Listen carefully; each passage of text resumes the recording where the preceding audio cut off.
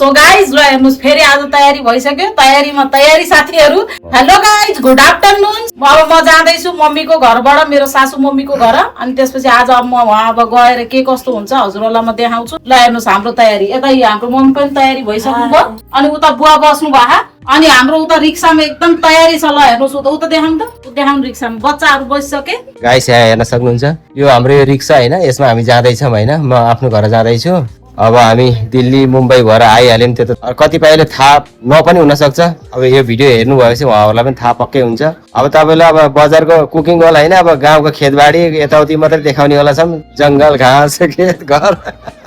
गाउँको घर यस्तै हुन्छ सबैलाई थाहा छ कि हामी गाउँले मान्छे हो हैन हामी त खाली चर्न मात्रै पो शहरको हो त नि सायद साथीहरु हेर्न सक्नुहुन्छ अब यहीबाट हेर्नुस् अब हामी जान्छौं हेर्दै गर्नु होला भिडियोमा म तपाईलाई पछाडी जंगलको पनि सिन देखाउँछु अहिले यहाँको घरको पछाडीको सिनहरु यस्तो छ हेर्नुस् मकै बारीहरु भइराछ गाउँतिर यस्तै छ हेर्नुस् अहिले यो कतै घर बनिराछ आसपासमा हेर्नुस् टाढा टाढा हेर्नुस् घरहरु मकैको खेती अझै छ यहाँ बैशाखी मकै भन्छ हैन घरतिर मकैको खेती गर्नु भछ भएन गौला उठाइसक्नु भयो कि नै पक्कै कमेन्ट गर्नु होला भन्न चाहन्छु है त ल अब हामी यसै रिक्साबाट हामी घर जाँदैछौँ कति 1 घण्टा जति लाग्ला आधा घण्टा जति लाग्छ होला साथी धेरै टाढा त छैन म तपाईलाई जंगलको नजारा पनि देखाउँछु ल फोटो खिचाउँदै यही हो हाम्रो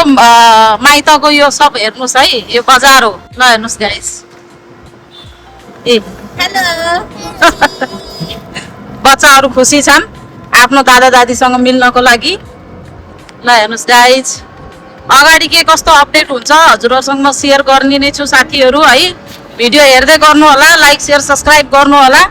अनि त्यसपछि माया दिदै गर्नु होला भिडियोलाई किनकि अब भिडियो मैले मेहनत पनि गरिरहेको छु हैन ल हेर्नुस् गाइस साथीहरु हेर्न सक्नुहुन्छ मेरो घर जाँदाखेरि बीचमा जंगल पर्छ यो जंगल हेर्नुस् त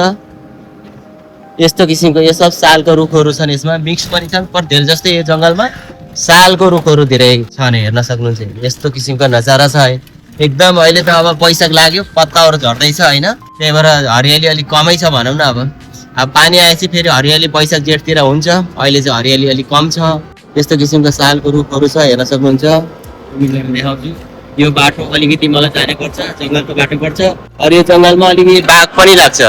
बीचमा अलिअलि मान्छे पनि खायो भनेर सुनेछ बाघ लाग्छ जंगलमा अलिअलि दिउँसोमा त त्यति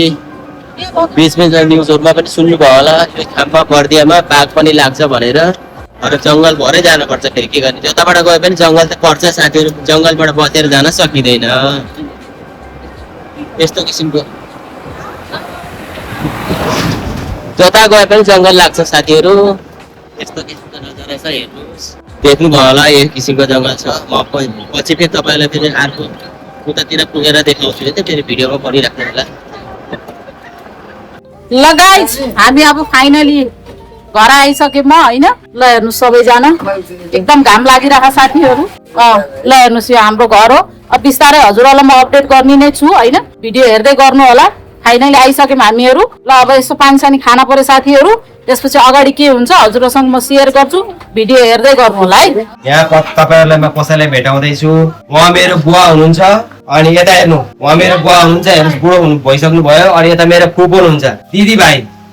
भनेपछि उहाँहरु दिदी भाइ पर्नु भयो हेर्नुस् अब बुढेसकाल लागिसक्यो के गर्ने साथीहरु अब एक दिन बुढेसकाल जवानी बच्चा फेरि एक दिन बुढेसकाल आउँछ यस्तै हो अब सबैको रनिङ चल्छ अब यस्तै हेर्नु सक्नुहुन्छ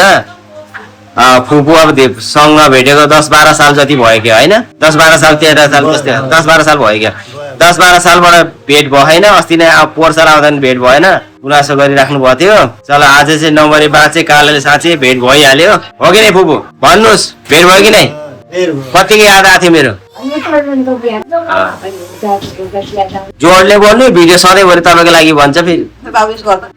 अनि यता फेरि हाम्रो आमा हुनुहुन्छ मम्मी फन्डाको लागि त्यसै आत्तिनु भन्छ एकछिन बस्न दिनु भनेको ठिकै छ टेन्सन नलिनु एकछिन बस्नु आराम गर्नु यता फेरि हाम्रो सासू आमा हुनुहुन्छ अहिले त हाम्रो परिवार आमाहरुको कोठा यही हो हेर्नुस् गाउँ घरको हालत यस्तै हो अब के गर्ने अब यो घर हो यो माइलो भाइको कोठा हो अनि यता अगाडि रोड छ हेर्न सक्नुहुन्छ यो हो मेन रोड छ यो गाउँको रोड अब के गर्ने तपाईहरुलाई अरे पछाडी देखाउँछु है त फेरि यो घरको धानको भकारी हेर्नुस् त यस्तो किसिमको छ सब गाउँमा त यस्तै नै हुन्छ सबैको घरमा हैन ल म पछि तपाईलाई फेरि अपडेट दिन्छु है त साथीहरु अहिले राख्छु